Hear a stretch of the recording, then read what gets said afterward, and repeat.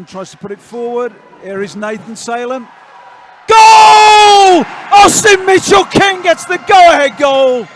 Well, it's exciting. The Clan Chats have started. I'm Aaron Murphy, and I'm delighted to have Austin Mitchell-King on this edition of Clan Chat. So thanks for taking the time. I know you're busy. I know you've got exams coming up. You're an educated guy, and you just said you're in university accommodation right now. So we're expecting anything right now on this Clan Chat. Anyone could walk in at any given time.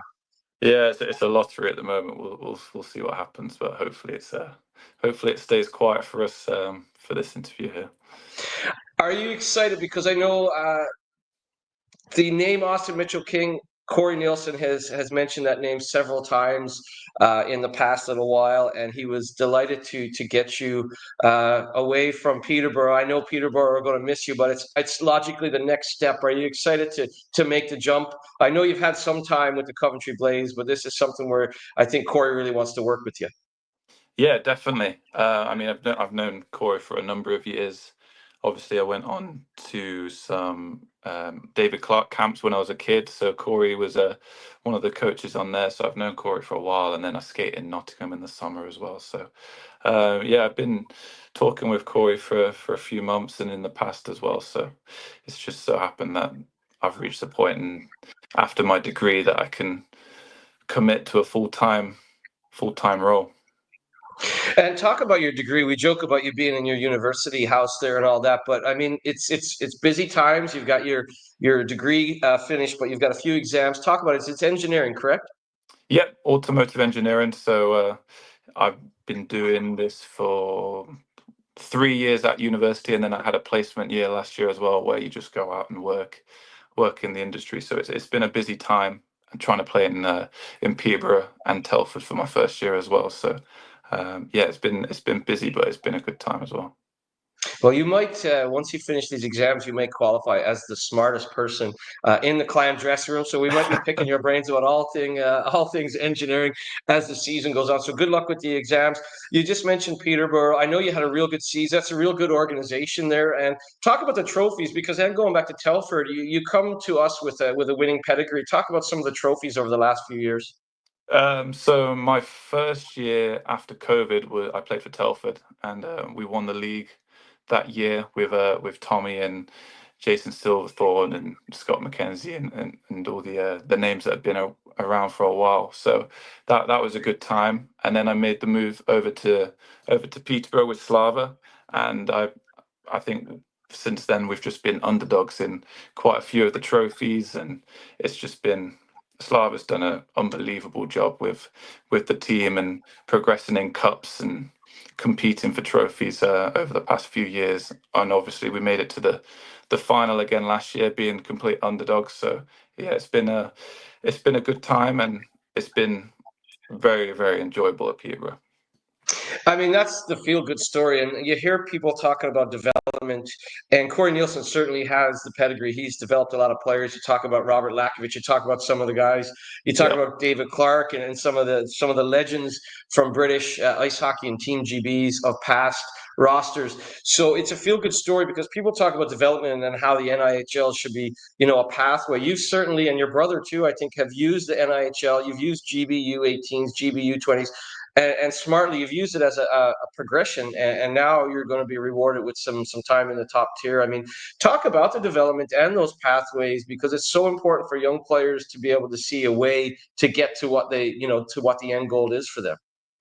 Yeah, I mean, you're playing senior hockey against guys that have played in the elite league, played overseas, so you're getting the standard while also developing, getting the ice time and the power play time, etc. So you're really learning as a player against some of these top end guys. So it's I'd say such a good league as a stepping stone, coming from juniors or coming back from Canada, prep school, wherever. And using the NIHL maybe to break a roster spot into the elite league.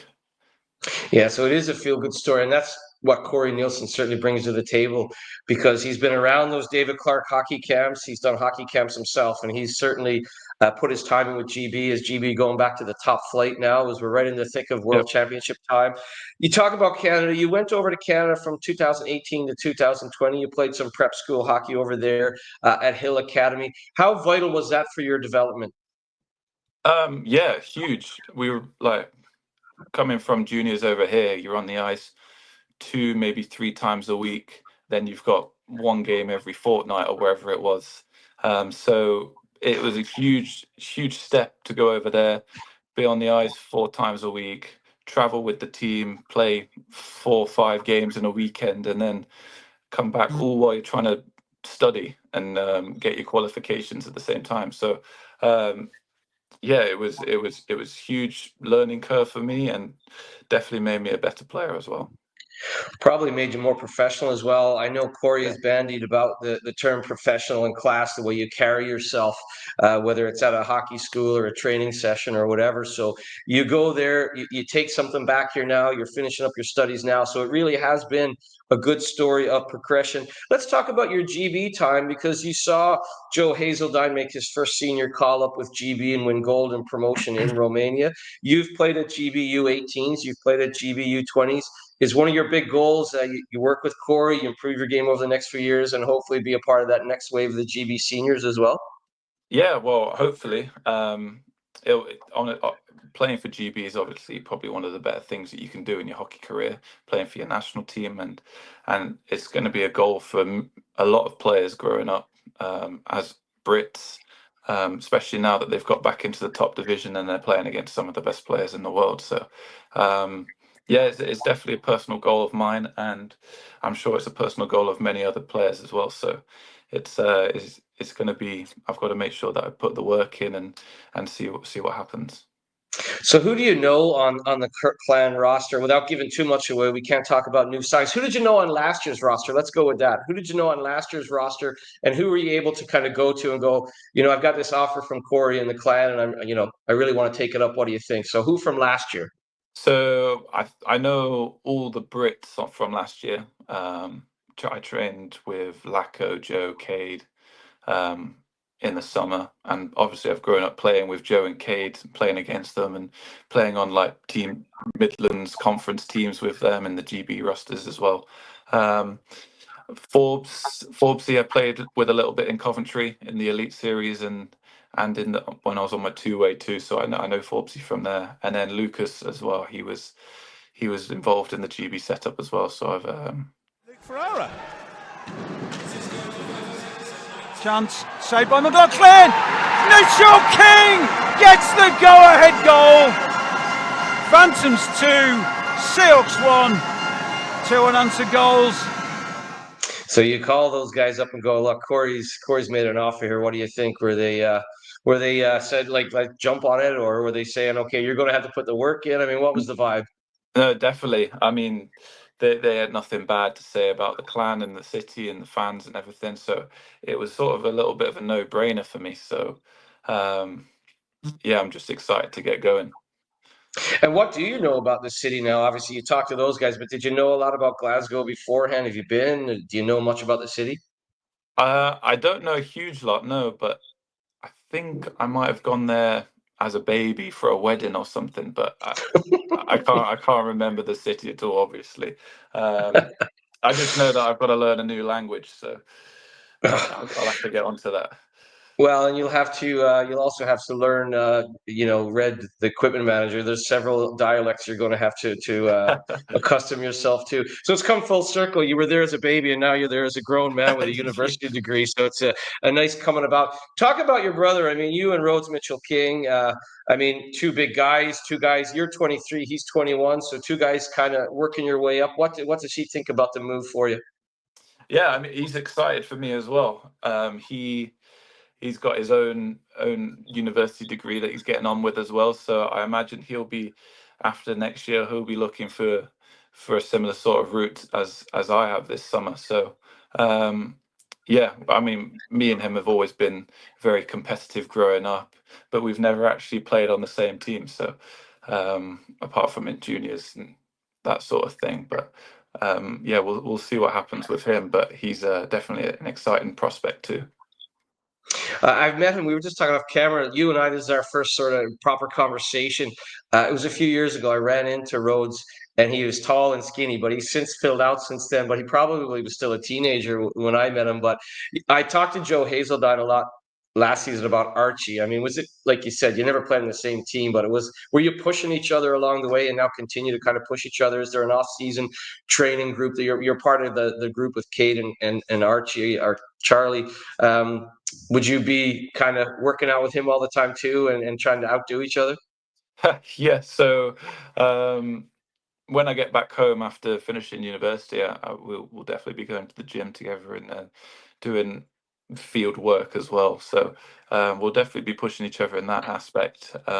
He is doing his placement year at the moment, so he is working 9 to 5 still. So it'll have to be an evening job for that. But yeah, we definitely push each other and compete against each other in most things we do on the golf course, in the gym.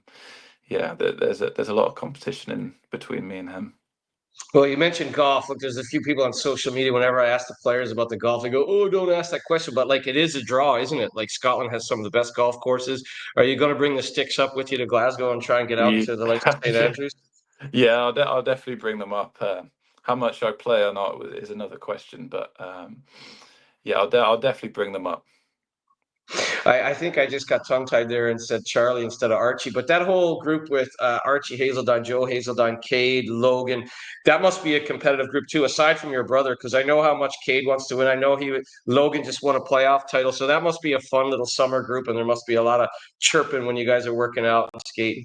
Yeah, yeah, it's a good time. We put the work in definitely, but yeah, it's a good session because you've got the likes of Lacko and the inexperienced guys, Tets as well. From Panthers too. So Ollie Betteridge as well. There's a few other names that skate together in the summer. So yeah, it's a good session. I think we try to do it 2 times a week or whatever. But yeah, there's definitely a lot of chirps flying around and compete going on at the same time. So we don't want to give too much away. We do know that Devin Sidoroff is back. We knew that Mitchell Hurd is back. We know that Steven Seigel is back, just as an example. When you look back at sort of clan highlights and some of those guys last year, the leadership group and some of those top imports, is there someone you're really looking forward to meeting? Is it sort of a Mitchell Hurd, Devin Sidoroff? Rylan Schwartz has played in the DEL as well. There's some experience there that you as a big forward can learn from. Yeah, definitely, and I'll definitely be picking their brains in training camp and throughout the year. Yeah, like I say, that they like you said, they've played in the top leagues and they've been around for a few seasons at the high level. So yeah, I'll definitely be looking to learn off some of the little things that they do to make their game better. Puck played forward, selected on the blue line by Luke Ferrara. Ferrara, chance! Goal! AMK, number 4. The great thing there is that leadership group. I mean, the captain, Devin Sidoroff, I think he's the type of guy that will lead you in the right direction. So there's a lot of positives for you putting pen to paper in Glasgow. You talk about your relationship with Corey going back to youth academy camps and David Clark hockey camps. Just talk about what impresses you about Corey and why this is such a good move to make for you and your progression in your career. Yeah, definitely. I mean, Corey's he's been around in the coaching scene for a while now, so he knows what he wants from his players and he knows how to develop younger guys coming through. So it was sort of a no-brainer for me from a development point of things. So I'm looking forward to getting started with Corey, and I know he'll help me and do video on me and everything during the season too to make me a better player. What was he like when you were a young guy? I mean, you're 6'2" now, and what was he like when you were 5'2" and he was teaching you at those David Clark camps? Yeah, I mean he's the same. He's the same coach. He's the same personality. He's taking slap shots at kids' heads and giving them a hard time if they miss a pass or whatever. So yeah, he's the same old Corey. So yeah, looking forward to the competitive side of things and the development side of things, and and I know he's going to be hard on his players at the same time. So that's what you need, sort of the kick up the butt to deliver. Your summer, obviously, you've got the exams coming up, and we wish you well in those, as I said earlier. But what does the summer look like? You talk about the skates and the workouts in the gym with your brother and the field work. But what does an average day, once the exams are over and you start thinking about, okay, I've got to get in prime shape for my Glasgow Clan training camp and my debut. What does a day look like, including, I guess, nutrition, everything that you go through as a professional hockey player to get ready for the next step? Well, I usually try and go to the gym in the morning, 5 times a week, 6 times a week, whatever. And then maybe one day I'll play a round of golf as well and sort of just chill. But yeah, I don't have a set routine at the moment for the summer. Just try and get in the gym, try and get some exercise during the day, skate maybe twice, 3 times a week when I can, where I can. Eat good. Obviously, eat good is nutrition's a massive thing, especially during the off season and well all year round. Giving your body the fuel for what you need to be doing. So yeah, just staying fit, getting even more fit, staying in the gym, skating, everything. Yeah, I don't really have a Full set package, routine. busy So summer. yeah, You had 21 goals last year, and you also had 8 points in 8 playoff games. So, I mean, you're a guy that contributes offensively. You're a big guy. For any Purple Army, any of the Glasgow Clan fan that haven't watched you in Telford or last year with Peterborough or with GB U20s or whatever, can you tell the Purple Army what kind of player you are and what they should expect once you pull on that purple jersey? sure. I'd say I'm a player that works hard. I like to do the dirty side of the game. So getting in front of the net, battling for pucks in the corner, that sort of game. I wouldn't really say I'm a flashy player, but I like to try keep it simple and sort of contribute where I can offensively and in the D zone too. So yeah, that's what I'd say I am as a player. I think the Purple Army will love that. I think that's sort of the ability to use your size and be physical and battle for pucks. It certainly would make you a fan favorite at the Braehead Arena. If you look back as a kid, who was your favorite player growing up, whether it's NHL or whether it was a guy in the Elite League? But who's a guy you kind of looked at and said, I kind of want to be a player like that? Good question. Growing up, I always followed the Penguins. So you got your likes of the Crosby, Malkin, Letang as well. I wouldn't say back then I really compared myself to any of those players, but um, someone who works hard and does the simple things well, I think is a sort of player that I'd base my mindset off and my game off. So um, yeah, I don't try and do too many dangles or whatever. So um, yeah, I can't really think of a guy now in the NHL that I'd compare my game to, but there'll definitely be plenty of them out there. Yeah, the game has changed quite a bit, obviously, from that generation when the Penguins were winning Stanley Cups. Although Crosby's going strong at the World Championships and certainly Yeah, will probably yeah, captain Canada. Milan Cortina, the Purple Army I mentioned there, and you kind of just told them what kind of player you are. What have you heard about the crowd? I mean, it's a passionate fan base. It's loud at Braehead Arena. What do you know about the Purple Army? yeah. Well, I've heard the atmosphere in that arena on a game night is something special. So I'm looking forward to experiencing that. And I know a lot of guys say it when they're playing on a team with a big fan base. It definitely does help the guys on the ice, and we do play in the game. We do hear the noise that they make. So that definitely helps as a player, especially playing at home. I can hear the excitement in your voice. I mean, it's always nice to make the next step in your career, whether you're an engineer or whether you're taking time off from your studies to be a professional hockey player. I mean, it is an exciting summer for you, isn't it? I mean, you're 23, you've got your degree about to be finished after these exams. Your brother is moving up in his career. You've seen your buddy Joe Hazeldine make the next step as well. So it really is an important summer and an important step for you. I mean, you've got to be excited. And is it a pinch me moment because the top flight in your country? It's a big deal. Definitely, and I think the league's growing as well, so it's getting more recognition across the world. So it's definitely a big step up. But I'm ready for the challenge and I'm ready for the opportunity that Corey's given me. Austin Mitchell King, it has been an absolute delight to chat with you here on Clan Chat. I'm looking forward to shaking your hand and meeting you in person. And I think you've probably got other things on your mind. When are the exams and when are you all finished with all that?